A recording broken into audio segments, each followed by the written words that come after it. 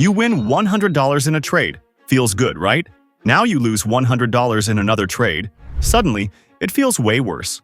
Why is that? Welcome to the world of loss aversion, a psychological trap where losing hits harder than winning can ever feel good. And if you don't master it, your trading decisions will keep sabotaging themselves. If you've ever stared at your trading account after a red day, you know the gut punch feeling I'm talking about. It's like the market didn't just take your money. It took your confidence, your mood, maybe even your appetite for dinner. This reaction isn't just you being emotional, it's human nature. Behavioral scientists call it loss aversion. The idea that losing hurts about twice as much as winning feels good. That means a $100 loss feels like a gut-wrenching disaster, while a $100 win feels nice, but nowhere near as intense. And here's the kicker. In trading, that pain can make you change your entire strategy. You might cut winners too early just to lock in gains. You might avoid perfectly good setups because you're scared of another loss. Or worse, you might revenge trade to get it back, which often leads to bigger losses. In this episode of Trading Psychology Pitfalls, we're going to break down why our brains are wired this way, how loss aversion plays out in real trading, the dangerous habits it creates, and most importantly, how to train yourself to stop letting fear of loss run the show. By the end, you'll have a practical framework to keep loss aversion from slowly draining your account and your sanity. Before we continue, I want to thank the sponsor of today's video, Noesis. Noesis is a platform built specifically for traders who want to level up their consistency and mindset while avoiding mental pitfalls. It gives you tools like a daily mental check-in, a trade journal, and an emotion wheel to track your state while trading. On top of that, it includes structured playbooks, which are strategy checklists that you can go through before and after each trade, plus a playbook marketplace where you can explore proven strategies from other traders or share your own. If you're serious about developing the psychological edge that most traders ignore, Noesis is worth checking out. You can get started today at noesis.zone. Link in the description. The science of why loss hurts more. Before we jump into strategies, let's really unpack why losing feels like someone punched your soul, while winning feels more like a polite handshake. Loss aversion is baked deep into human wiring.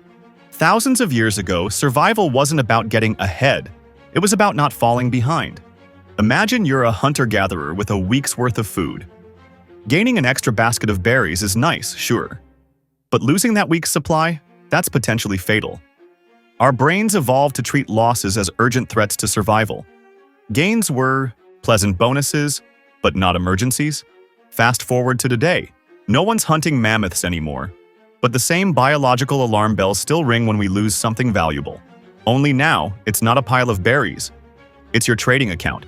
Neuroscience backs this up. Functional MRI studies show that losing money activates the amygdala, the brain's fear center. This is the same circuitry that flares up when you see a snake or hear a loud bang. In other words, your brain treats a $200 market loss like it's spotting a predator. Winning money? That lights up the ventral striatum, part of the brain's reward system.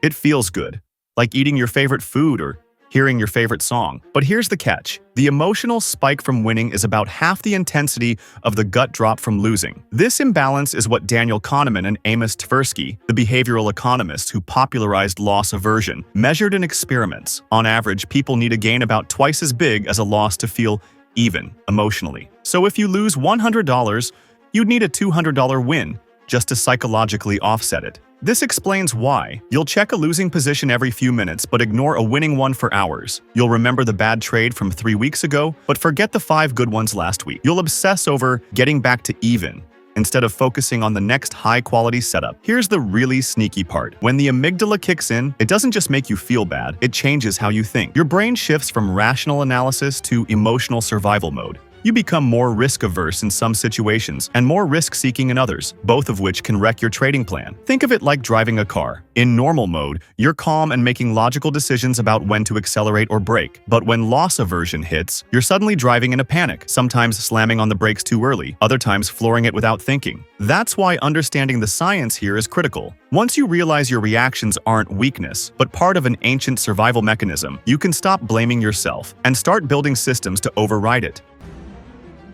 How loss aversion shows up in trading. Let's talk real-world trading behaviors. Loss aversion often shows up in three big ways. A.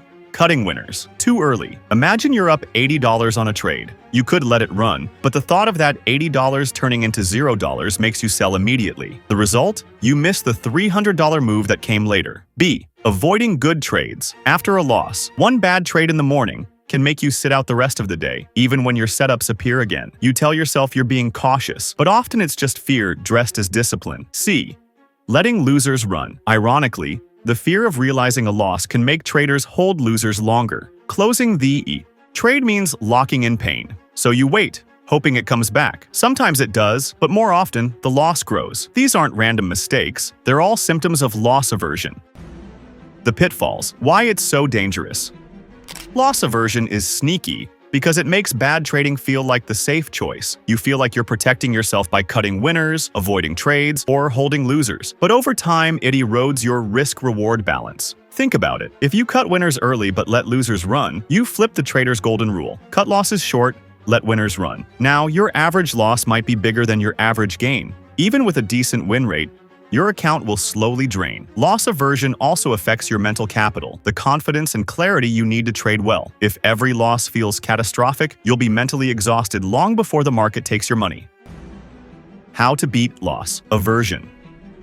Overcoming loss aversion isn't about becoming fearless. It's about creating systems that keep your emotions from hijacking decisions. Here are 4 practical tactics. A. Predefine your risk. Before entering a trade, decide exactly how much you're willing to lose and place a stop loss accordingly. This turns loss from a scary unknown into a planned business expense. B. Focus on process, not outcomes. Judge your trades by whether you followed your plan, not whether they made money. A good trade that loses is still a win for discipline. C. Normalize losing. Track every loss in your trading journal. Look back over months. You'll see that single losses barely matter if you stick to your plan. D. Use smaller position sizes. Fear spikes when too much is on the line. Reducing size can make losses feel manageable, which keeps you in the game mentally.